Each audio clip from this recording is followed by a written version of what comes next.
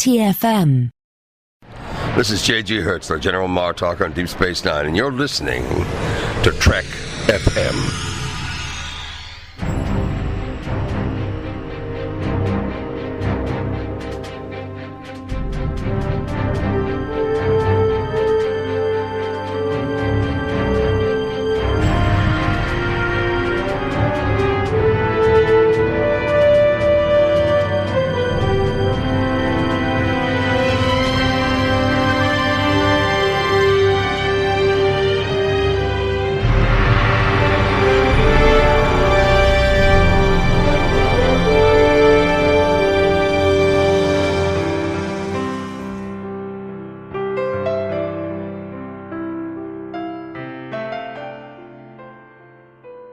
Welcome, Niners, to another episode of The Orb, our dedicated Deep Space Nine podcast. I'm Christopher Jones, and with me, as he always is my esteemed co-host, Matthew Rushing. And Matthew, I just have one question for you before we start.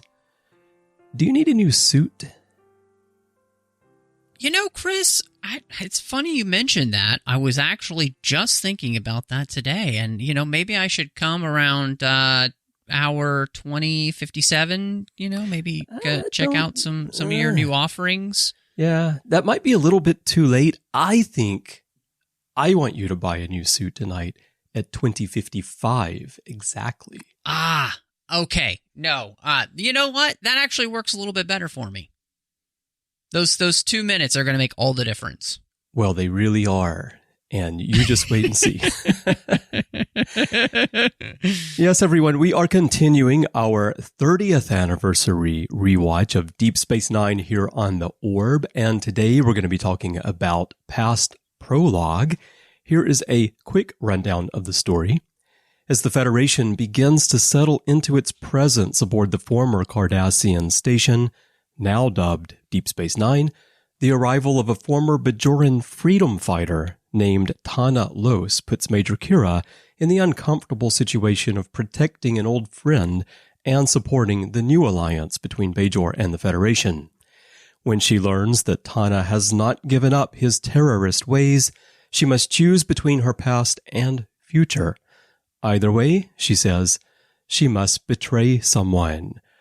Or, Matthew, as Netflix describes this episode, Dr. Bashir is excited to meet Garak, the last Cardassian aboard Deep Space Nine and a rumored spy.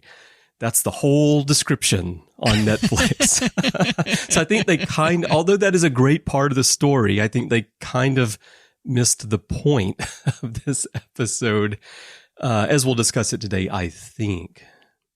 Yeah, I mean, it's interesting because as you come into this from the pilot, it is fascinating to see just how much kind of gets introduced and then really builds off of the first episode.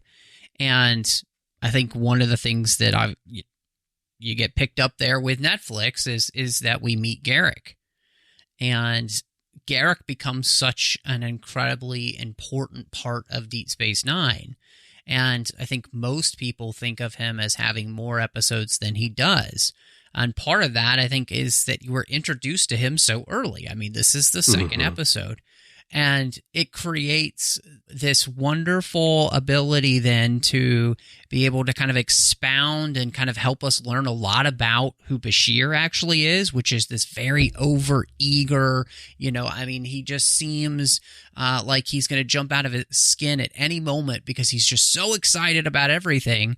And yet he's also somebody who is 100% completely green. Yeah. Right. He has no idea of the subtleties of what's happening here. He sees everything on the surface, which is such an amazing place for this character then to be able to grow, right? By the time we end the series, the character is going to look nothing like he does now. And that has nothing to do with, physically, just, the character makeup is going to be so different. Yeah. And Garak is a big part of Bashir growing in that process. And then, of course, Garak himself becomes such an interesting character. So I I love that this is the first part of this episode here of, Bashir meeting Garak, and it's a wonderful meeting. It's such a strange meeting as well. Just and Garak himself is, and I think the way Robinson plays him is quite alien. It's very different. It has this kind of unsettling feeling to it. So, I mean, all of that is just so great that that's happening here in this first episode. Yeah, absolutely. And before I share thoughts on that, I did want to point out, because some people listening might be wondering, why are you talking about past Prologue? I thought A Man Alone was the second episode. And this is when we were in that age of Star Trek where it was common that it's fairly common that they would produce episodes but air them in a different order than they produced them. And most of the time it doesn't really matter too much, like on TNG or TOS, didn't matter. Here, because it's the very beginning of the series, it's maybe a little bit odd. So A Man Alone was the second produced episode and Past Prologue was the third produced, but they aired in the other order, and they aired with Past Prologue on January 9th, which was 6 days after Emissary, and then a week later A Man Alone came out. So I just wanted to point that out at the beginning, that we're going to be doing these in the order they air, because there are a few others like this. But related to that, something you said, Matthew, was interesting about how this picks up from Emissary and you feel like a lot of stuff has happened. And really, this is the one where I feel like airing this one second was the right choice, personally. And the main thing that I see that stands out to me a little bit here with that airing order is just some comments that Odo makes, because A Man Alone, we get more character background about Odo, and then he makes some comments in here that make a lot more sense once you've been introduced to kind of his sense of justice and his role and so forth. So that's a little note about the order we're going to go in throughout this rewatch. But as far as Garak goes, like you said, the way Andy Robinson plays Garak here in his very first appearance, when I was rewatching it for this discussion, which is probably the 100th time I've seen this episode, it really stood out to me here how well he seemed to understand that character from the moment he walked on the screen. You talk about Bashir and how green he is and how his character will evolve. But Garak in this episode is just plain Garak that we know. And already from the start, you get that feeling he has so much inside information. He knows how to kind of manipulate people. And he also shows us that while, yes, he is a leftover from the past, he's a Cardassian still aboard the station. And we don't know his background yet in terms of how he's involved in intelligence or anything.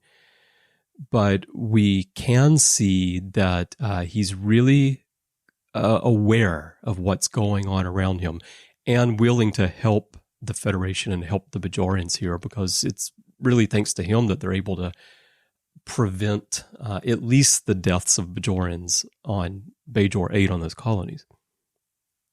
Yeah, I think one of the things is, as you were talking, I was thinking how Alexander Siddig plays Bashir as a person who is completely uncomfortable in his own skin because of everything that's so new for him here, whereas Andy Robinson comes on the screen and he just feels so confident and comfortable with who he is, and exudes that as if, Garak is a character who has existed longer, who has lived longer, who has way more experience, who is cultured and has nuance and all of these things that Bashir completely lacks.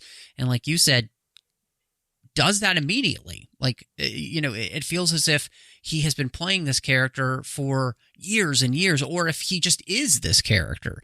And I think that's one of the things that, makes Garak such a standout here. I mean, again, second episode that's aired, and you get this character, and we know he's going to be recurring.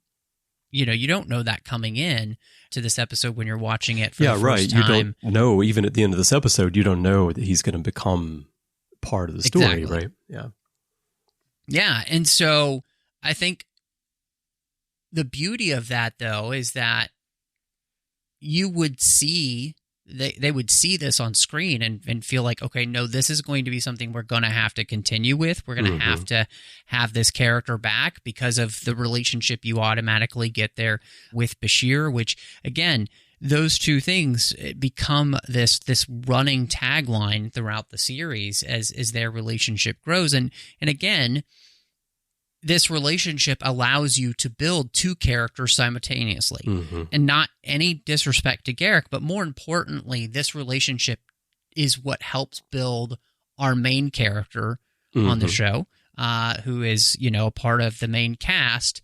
It gives him, as we move forward, that depth. It gives him that different understanding of life. And in many ways, I think Garak gives Bashir his kind of cynicalness that you get later on. Or I would say maybe pragmatism, to put it in a better way. But that's the joy of seeing this now, is anybody who's watched the show, we know what's coming.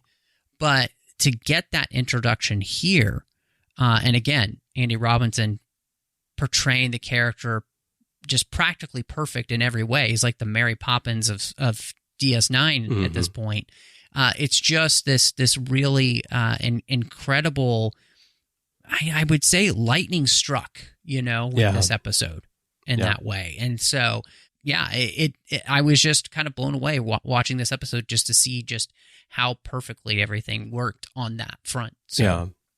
And on the Bashir side, the interactions that Bashir and Garak have there at the beginning, Bashir is so uncomfortable by this situation because, again, I guess he's heard, right, that maybe Garak is a spy, and he's kind of curious and suspicious, but maybe a little bit scared because he's out here in the wilderness now, and this is happening to him. But when he goes back to Ops, he's so excited to tell everyone about the fact that Garak came up to him, the spy. And Miles is looking at him kind of like, okay, I can tell you are out here for the first time. And maybe colored a little bit by Miles's feelings about Cardassians as well. But just the way he rushes back and he's so excited. And it's a great element to the story that works really well for the plot of this episode and being able to resolve it at the end. So I love that we get this relationship kicked off right at the start of the series. We don't have to wait. It's right here now. Well, and I think the interesting thing here is that Bashir comes off as somebody who's read a lot of spy novels. Yeah, right. But has no ability to comprehend and or deal with the situation with any kind of reserve. And again, he just has so little self-awareness at this point, and he is completely green. And that's something that's going to 100% change by the time we get to the end of the show. Yeah. And I know many people were not a fan of the character from the beginning, but I think the beauty of Deep Space Nine is for every character gets the opportunity to go from one place to another and have a really interesting arc play out for them. And Bashir has one of the most interesting, because in many ways, he's one of the characters that does change the most by the end of the series. Yeah, definitely. Well, let's talk about the core of the story, which I've called The Struggle Continues on our outline. But this is the whole situation of Tahna Los coming aboard. We find out that there's this splinter group called the Konma, which are like a terrorist organization that's continuing the fight against the Cardassians even after they've withdrawn, which is, of course, making it difficult for the provisional government, and it will also cause problems for the Federation to try to assist them if that goes on, because then the Federation has to be this stand between the Cardassians and the Bajorans in a way that obviously they don't want to have to be put into that situation. And the key to it all, though, is, of course, that Kira knows Tahna. And as we learn, as the story unfolds, Tahna knew Kira was there and they came there expecting that she's going to be able to help them in their plan to collapse the wormhole. And we're seeing at the beginning of this episode, very beginning of this episode, and towards the end of Emissary, we see Kira trying to ease in. She's moving forward in her new role as the liaison officer to the Federation. And then right away, she's put into the situation where she has to choose between her past and her future. And it's clearly not easy to let go.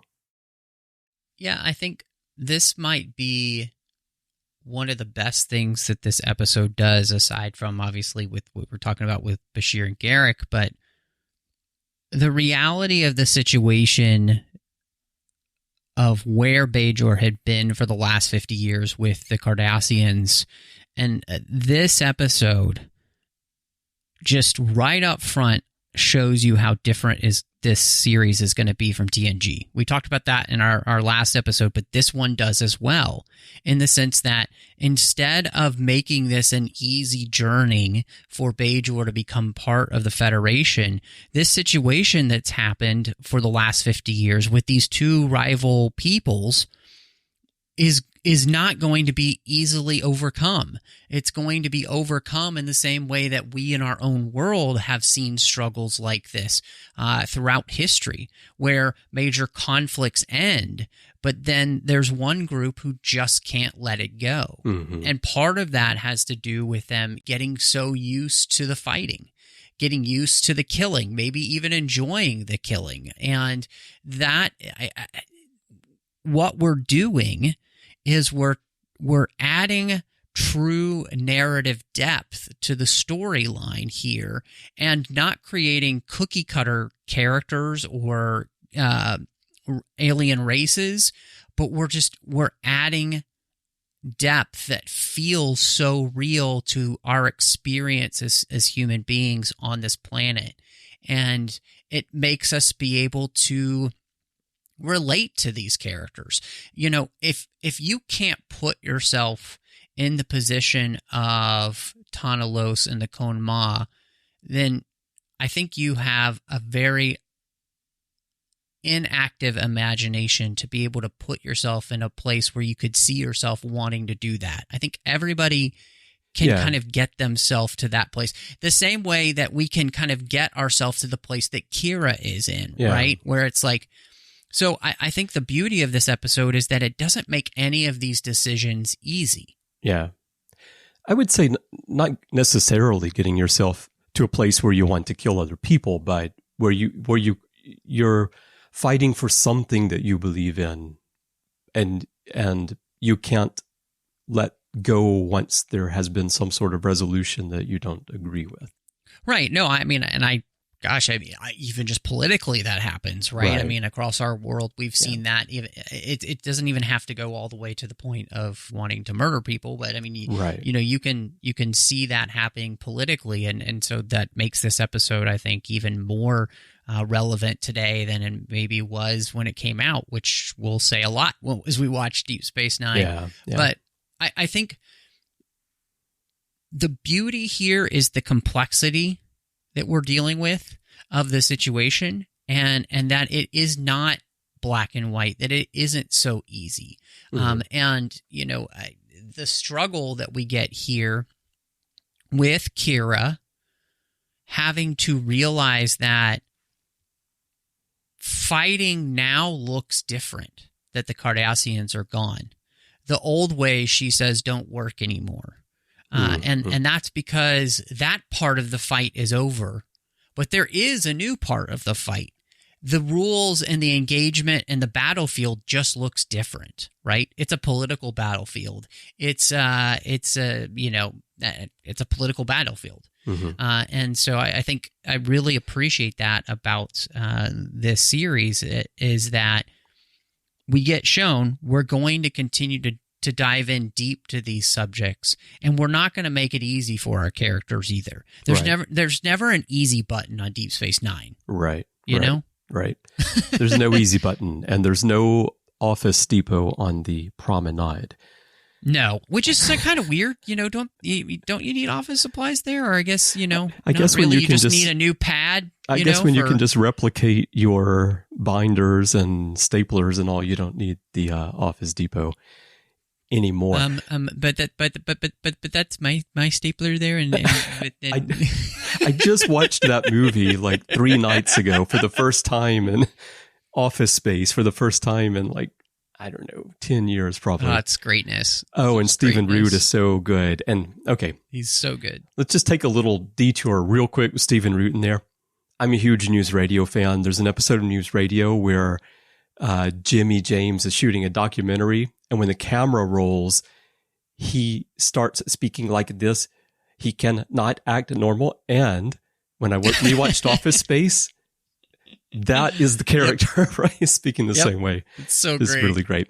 But back to what we're talking about here. Kira says that it was so much easier when I knew who the enemy was, or I thought I knew who the enemy was. And that's kind of the key thing that I love about this story is that in Star Trek up to this point, it would have been pretty straightforward because where Kira is at the beginning and in her early interactions with Tahna here, she has moved on and realizes that the type of fighting that they were doing in the past isn't where they need to be going now. Of course, they need to, there are things that still need to be solved, but they can't do it in the same way they did before. Mm-hmm. But later... Well, because, before they were freedom fighters, right? For Bajor. And the again, too, I mean, even the reality of the type of fighting that was needed there is something that haunts Kira, even to this day, she says, when she's talking to Odo, which I really appreciate. Again, none of these things are easy. None of these things don't leave a mark, And I think that's the thing about Deep Space Nine is that the situations that characters are in always leave a mark. Yeah. And those marks begin to and add up to the character development that we get through the entire series. Mm-hmm. And that's something that I think, again, we're just differentiating ourselves immediately here from TNG in that way. Yeah. And that's real life, right? Yes, 100%. Later in the episode, when she's talking to Odo, and there's the whole debate about the runabout and all this stuff, she tells Odo, maybe there are still wars to be fought, and I'm just making a fool of myself doing what I'm doing here. So as a result of all these interactions with Tahna, she's beginning to question where she was at the beginning of the episode and thinking that maybe the approach of the combat isn't quite as unreasonable as some people might think. And then Odo tells her, it sounds like you're trying to talk yourself into something or out of something. And that leads to the idea of, would she be turning against her own people if she doesn't help Tahna? And Odo asks her, are they really your own people? She says, they're no different than I used to be. And Odo says, used to be. And that's the key to the whole story, right? That we have to evolve and change and use our experiences to become different people and better people over time. And if we have an ultimate goal, maybe we've followed one path towards achieving that goal, and then we've reached a turning point, and then something else is needed. And that's what Kira was recognizing. Right. Tahna doesn't. The fact that this story throws Kira into a situation where she's questioning her own beliefs is something that, again, I think we didn't see so much in Star Trek up to this point, because normally it would have been presented as more of a clear-cut path, like, that's the wrong way, this is the right way you should follow. And so right off the bat, like you said, DS9 is differentiating itself here. Well, there's the nuance that different types of war require different types of battlefields. Mm-hmm. And that's the crux of the issue, is Kira is learning that she is on a different, all of Bajor now is on a different type of battlefield. Mm-hmm. And you can't keep treating it as if it was the previous battlefield, because it's not the same war anymore. And that's a really important issue. And I think it's the genius of this episode coming off that first episode where we set up Bajor. We had that set up from TNG, but we set it up even more. We've already set up the fact that, Bajor is struggling to find its identity now, and this is part of its identity. Kira is a microcosm of the macrocosm of the Bajoran people right now, which is that struggle for identity. And what are they going to look like now that the Cardassians are no longer the same type of enemy that they used to be? And what now are the battles that are worth fighting? And what do those battlefields look like compared to our previous battlefields? And so it's a really well done and well structured episode to come off that first episode to help accentuate what we had already started to set up in the first. Mm.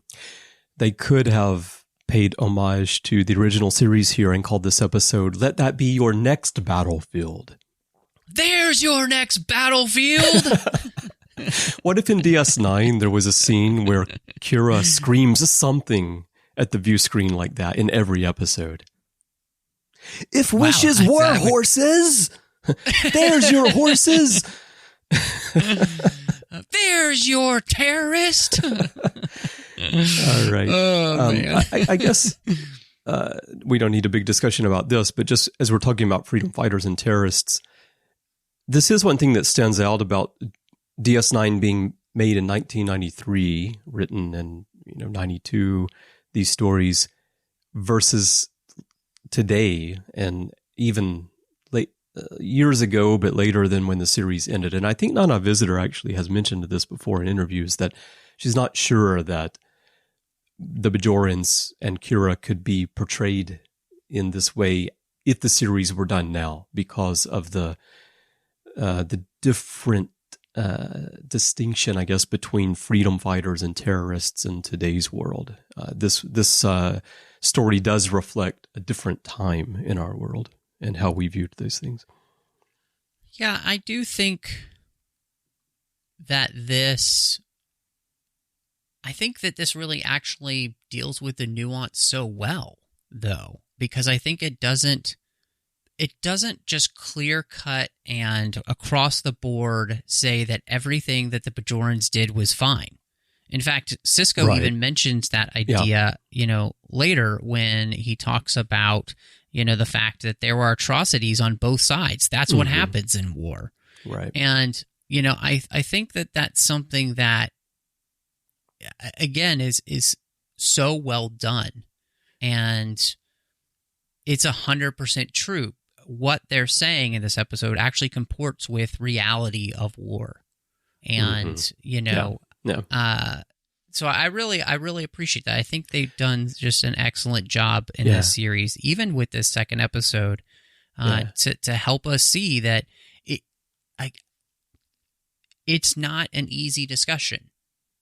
And no, it's not. We can't pretend like it is. And that's the beauty of Deep Space Nine here, is it never pretends like this is easy. Right.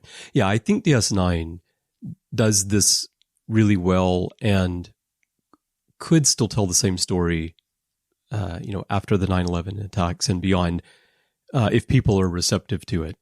I think that the difficulty is that a lot of people don't look at it from that multi-angle way and just quickly shut it down because of the idea of terrorism, is where probably that discussion and those comments come from sometimes. But anyway, just a thing to point out here, because we're dealing actually in this episode with both sides of that, with the Konmar versus the Bajoran resistance of the past. Mm-hmm.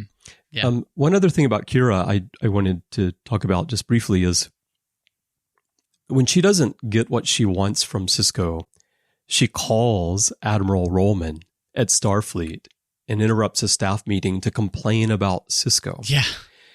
And I just found that moment interesting in what it says about Kira's view of the Federation at this point, the respect or lack of respect that she has for Sisko and for the Federation being there. And then also how Sisko addresses it later in passing at just the right moment and in a way where he just calls her out for it, and really she realizes that, maybe I shouldn't have done that. And I think that overall, it really sets the tone for their relationship, Sisko-Kira relationship, to evolve in a positive way over time. Yeah, this was something that I think was really... it's a smaller part of the episode, but it's a very important part for those two characters, like you mentioned, and their relationship. And, I think it does, one of the struggles that Kira has is her acceptance of the fact that they do need the Federation right now. They need help, which, anybody asking for help, it's not easy. And so that's one of the struggles she faces right now with herself. But and what I thought was so beautiful about the way this episode handles this is that we actually see just how good Sisko actually is at his job here already. Mm-hmm. He handles all of these parties perfectly. And it was also really beautiful to see the way in which O'Brien and Dax are already working so well in concert with Sisko that they don't even ask about the situation of keeping the Cardassian ship from being able to dock quickly. Yeah. They already know what they need to do in that situation. But I was just really struck by the way that Sisko handles the Cardassians in this episode and the way that he handles Kira in this episode, because he does it with such a deft hand. Mm-hmm. And he never gets upset as if somebody's going over his head or is treating him badly or any of those type of things. But he does it in a way that allows him to let everybody know who's boss. Like, who's the boss? It's Sisko.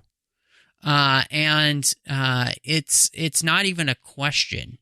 And I think Kira actually ends up responding to the fact that the way that Sisko handles all these situations, she realizes he actually is on her side. Right. But he's on her side who she is now.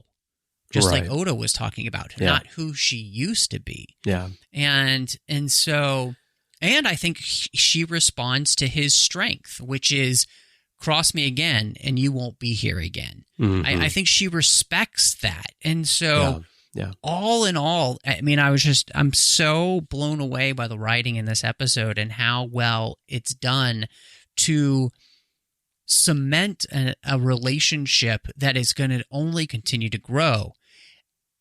And the way they do that is at the end of the episode, Sisko doesn't say anything to Kira. He just gives her a knowing look.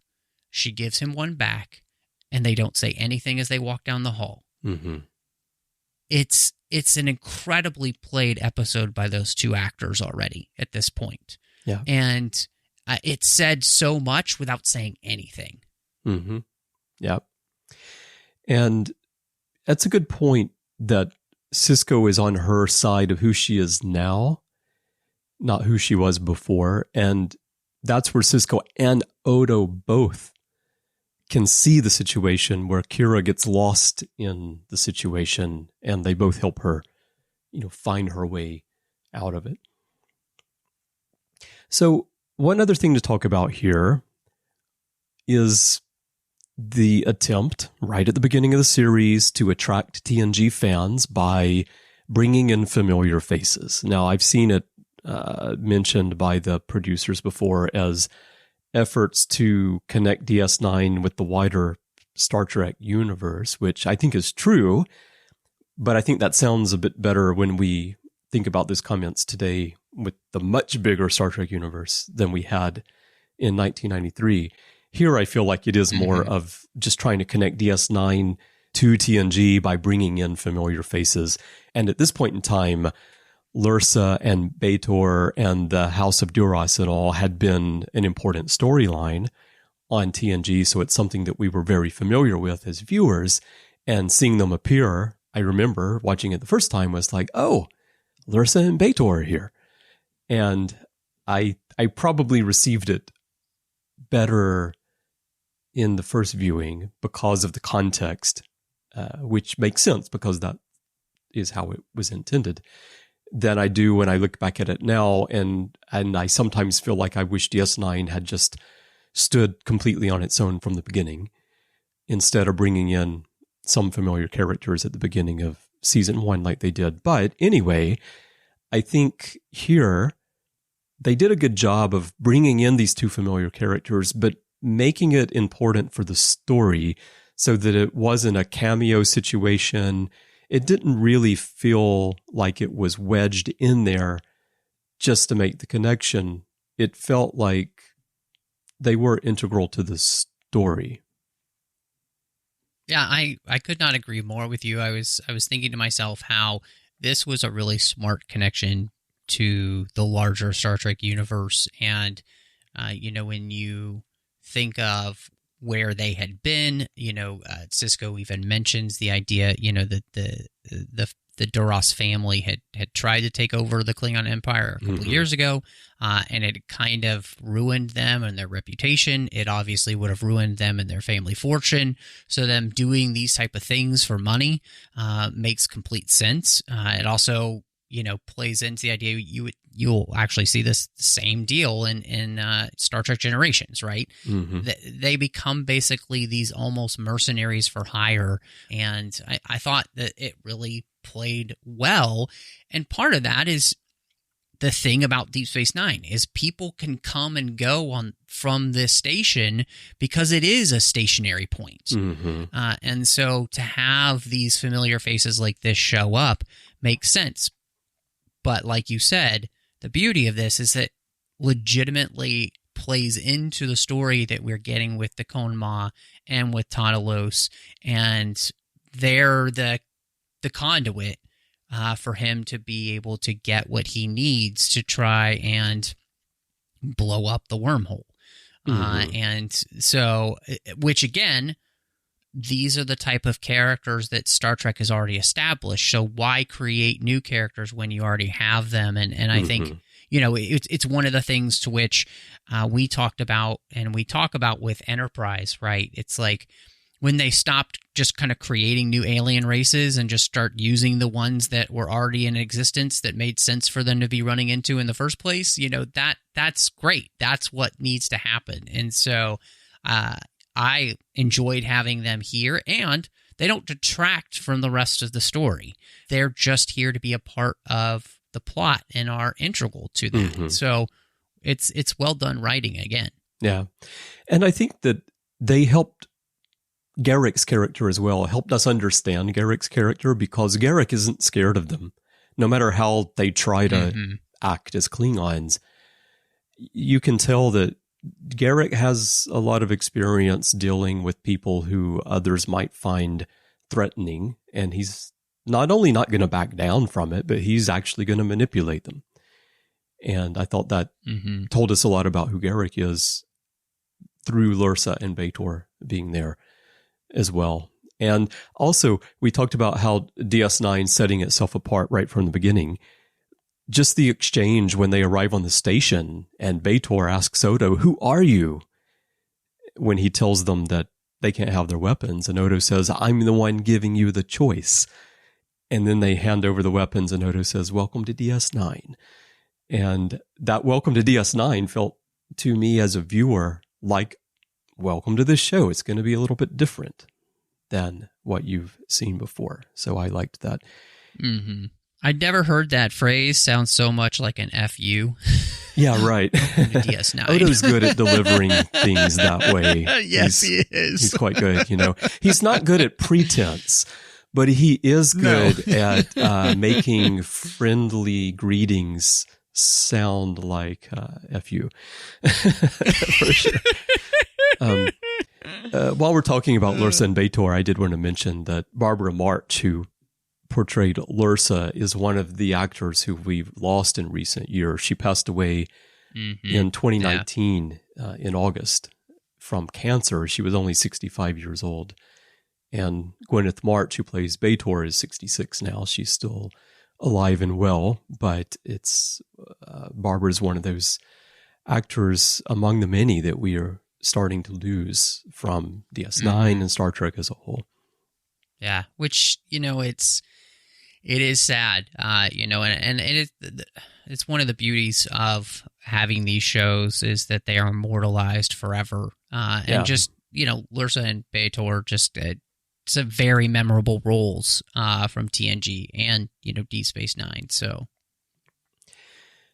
speaking of memorable roles, I just wanted to ask you, because again, especially after we have been spending so much time talking about Enterprise on Warp 5, when Gul Dunar comes on the screen, do you immediately sense Vaughn Armstrong in him? Because this time it just popped out to me immediately, whereas the first time this aired, he had only appeared in Star Trek on TNG in one role, the Klingon Captain Chorus in Heart of Glory and Shades of Grey.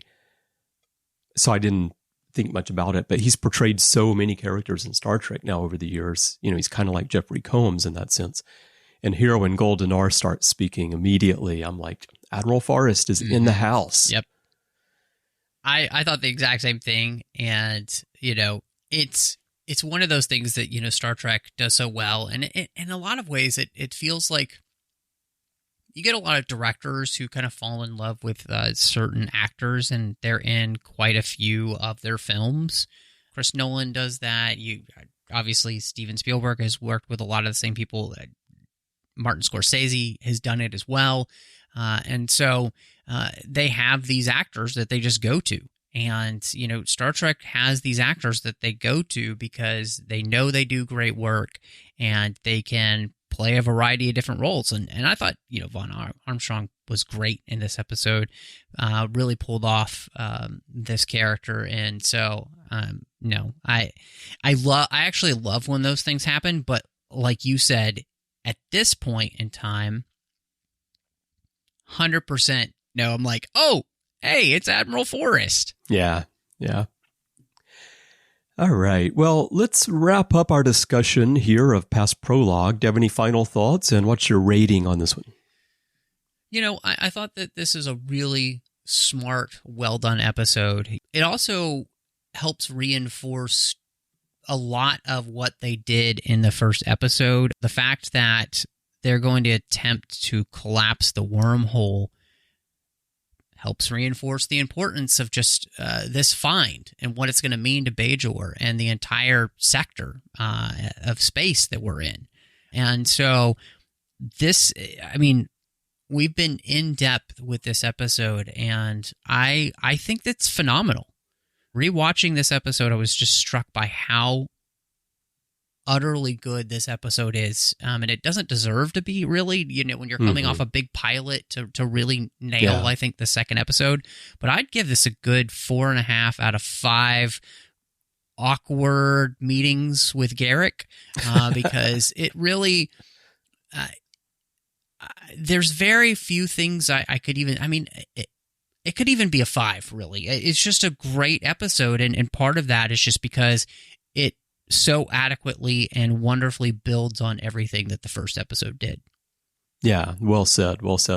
Yeah, those are my thoughts as well. It's an episode that you wouldn't expect to be especially strong, and if you haven't watched it in a long time, your memory of it may not be that it's such a standout episode. But when you really sit down and watch it and you look at what it does for establishing the story, how richly it delves into characters right off the bat, gives us so much background to many of the characters, and effectively ties in to TNG, as we just discussed, in a way that felt natural and made sense, and I think did help to give the show a little bit of a boost. I think it's a really strong episode, so I'm going to give it 8 Bellitrium explosives.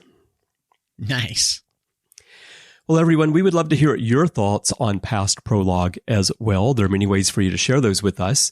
Perhaps the best way is to go to Facebook and join the Babel Conference. That is our listeners group. Just type Babel, B-A-B-E-L, into the search field, and it should come right up. If not, type the whole name, the Babel Conference.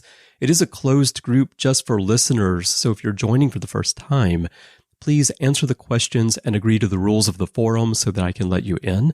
The purpose of the group is to extend the conversations beyond the podcasts, so we like to keep it just for our listeners rather than just another random Facebook Star Trek group. And you can also send us email if you'd like. Go to our website, trek.fm/contact. Use the form you find there. Choose to send to a show and choose the orb, and that'll come to Matthew and me by email. And of course, you can find us in social media. Our username everywhere is TrekFM. Now, Matthew, when you're not figuring out just exactly which suit you want to buy from Garak, where can people find you? Well, Chris, you have no idea how long it takes. But when I'm not doing that, maybe you'll find me posting about it on social media under the name MattRushing02. I'm on Twitter, Instagram, Letterboxd, Vero. You can also find me here on the network doing a bunch of other shows. One is the 602 Club, which is our whole other side of the network that's not devoted to Star Trek. It's devoted to all of the other fandoms we love, so we hope you'll check that out. Doing literary treks as well, talking about the books and the comics of Star Trek. Chris, we've talked about a few times here. We do Warp 5, talking about Star Trek Enterprise. We've got Saddle Up, about Strange New Worlds. And we both can't wait for Star Trek Picard Season 3 to come out. And you'll want to check out all those episodes on the Artificial Tango. And then I'm over on the Nerd Party Network as well. I've got a couple of shows there. One is a completed show. Talked about Harry Potter with Drea Kaufman. We did every single chapter, one episode at a time of that series. And then last but not least, the great John Mills and I talk about Star Wars each and every week over on Aggressive Negotiations. But Chris, when you're not trying to figure out just exactly what you're going to order at the Replimat to go with your tea, where can people find you? Yeah, that is also a hard choice because when you can have literally anything, it just kind of makes you freeze up. It's tough. It's tough. It's tough. It's like trying to choose something off Netflix. But anyway, when I'm not doing that, you can find me, as you mentioned, doing all those shows with you here on the network. Also, Larry Nemechek and I do the Ready Room from time to time. And you can find me in many episodes of the back catalog. You can find me in social media. My username is C. Bryan Jones, letter C and Bryan with a Y. I'd love to chat with you there about Star Trek or college football or Office Space or news radio or whatever you want to talk about. And again, that is my username everywhere. Twitter's where I'm most active, but you can find me all over the place. If you would like to help us keep all these episodes going, we could definitely use your help to support the network. Just visit patreon.com/trekfm. That's patreon.com/trekfm to find out how you can become an associate producer of this show, actually, and help us get through the 30th anniversary rewatch. We would love to have your support there. And I want to send a huge thank you to everyone who is supporting us right now. Well, Matthew, I am looking forward to next time when we're going to be talking about A Man Alone. Well, Chris, I can't wait to get to that episode, but thank you everyone for joining us, and we will see you next time as we gaze into the orb.